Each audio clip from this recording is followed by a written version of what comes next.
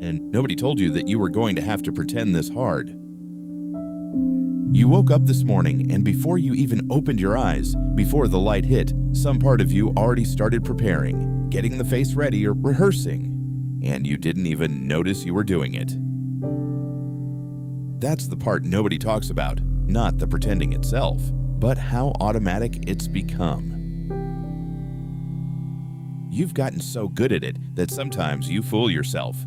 You'll be in the middle of a perfectly normal conversation, laughing, nodding, saying, "Yeah, same," and somewhere underneath all of that, something is quietly screaming. And the terrifying part, you just keep talking. Think about the last time someone asked you how you were doing. Not a stranger, someone who actually knows you. What did you say? Fine. Good. Busy. Can't complain. But you could complain.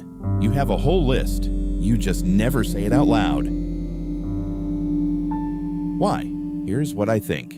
And I want you to stay with this, even if it makes you uncomfortable. At some point, you don't remember exactly when, you learned that your real feelings were too much, too heavy, too inconvenient, too hard to explain, so you compressed them, folded them down into something small enough to carry quietly, and then you just kept walking. The thing is, everyone around you did the same thing. The colleague who seems effortlessly composed. She cried in her car last week, twice. The friend who always has plans, always seems happy, always posts the right thing at the right time. He lies in bed some nights and genuinely doesn't recognize his own life. Your parent who acts like everything is under control.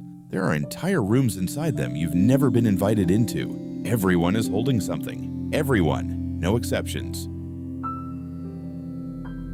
But here's where it gets stranger. You already know this. Somewhere deep down, you've always known.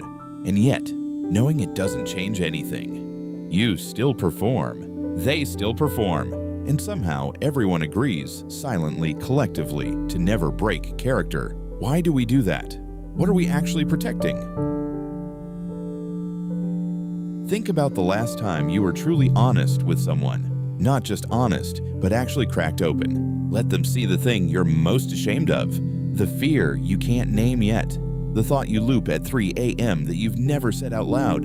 How long ago was that? Or has it never happened? And if it hasn't, what does that mean about the life you're living? There's a specific kind of exhaustion that nobody talks about.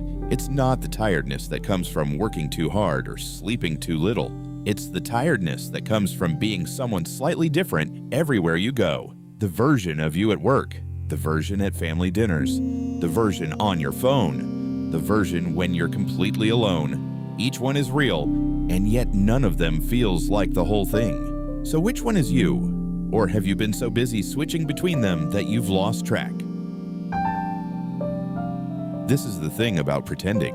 It starts as a choice, and then slowly, quietly, over years, it becomes a reflex.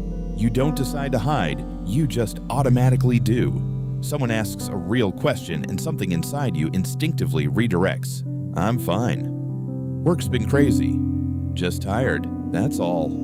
Always the half answer. Always the version of truth that doesn't require anything from anyone. Because real truth is vulnerable, and vulnerability feels like stepping off a ledge. But here's what's happening while you do that. The other person does it too. They give you their half answer. You both smile. You both move on. And two people who might have actually seen each other just walked past each other in the dark, over and over, for years. Let me tell you about a specific moment. You probably have one exactly like it. It's a regular evening, nothing dramatic. You're at a dinner or a gathering or even just watching something on a screen, and everyone around you is talking, laughing, doing the thing. And you're doing it too, saying the right things, laughing at the right moments. But somewhere behind your eyes, there's this strange, quiet distance, like you're watching yourself from the ceiling, like you're an actor who can't remember who they were before the role. Have you had that moment? That feeling of being present and completely absent at the same time, of performing your own life. That feeling has a name, actually. Psychologists call it depersonalization, but I think that word is too clinical for what it really is. What it really is the cost. The accumulated cost of years of performing fine when you weren't. Of saying, "I'm okay," so many times that even your nervous system started to believe it needed to shut off the parts of you that weren't.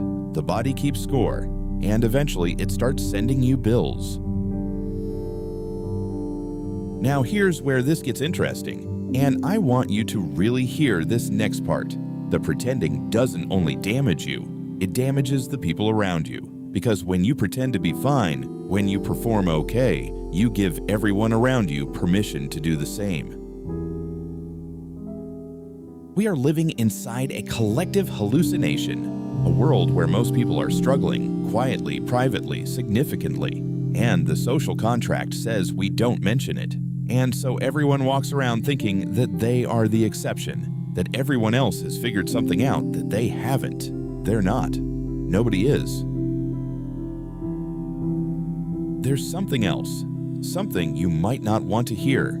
Part of you, some quiet, protected part, is comfortable in the pretending. Because as long as you're performing, you don't have to look directly at the thing underneath. The grief you haven't finished, the life you didn't live, the question you avoid at night. Continuing is its own kind of pretending. It's the pretending you do not to others, but to yourself. Better to keep moving. Better not to look too hard. Most people go their whole lives never saying the thing they most needed someone to hear, and they take it with them, quietly, folded small. You passed one of them on the street today. You probably said nothing. They said nothing. You were both fine. The world is full of people being fine, every single one of them waiting for the same thing, for someone to notice, for someone to ask the real question. Maybe that someone is you, because the performance is exhausting, and underneath it, you're not fine and neither is anyone else. We just got very, very good at agreeing not to mention it.